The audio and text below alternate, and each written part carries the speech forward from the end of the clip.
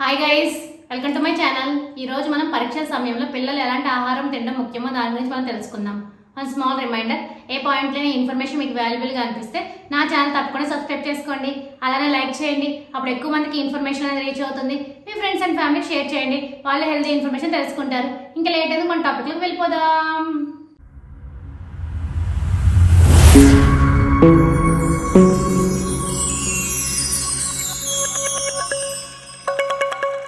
అసలే ఇది exams time అవడం వల్ల పిల్లలు రాత్రింబగలు చదువుతూ ఉంటారు.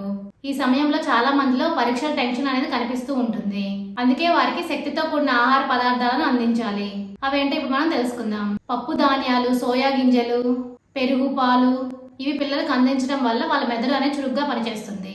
అలాగే గుగ్గిళ్ళు, అలసందలు కూడా ఇవ్వచ్చు. నట్స్, నువ్వులు, బఠానీలు ఇవ్వాలి. రోజు సరిపడా నీరు తాగాలి. పులిహోర, బిర్యానీ, పూరి, వడ వంటి ఆయిల్ పదార్థాలకు దూరంగా ఉండాలి. పళ్ళను ఎక్కువగా తినడం చాలా మంచిది. ఇప్పుడు అర్థమైంది కదా మీ అందరికీ పిల్లలకి పరీక్ష సమయంలో ఎలాంటి ఆహారం అందించడం ముఖ్యం అనేది. For more videos please like, share, subscribe my channel. Thank you for watching my video.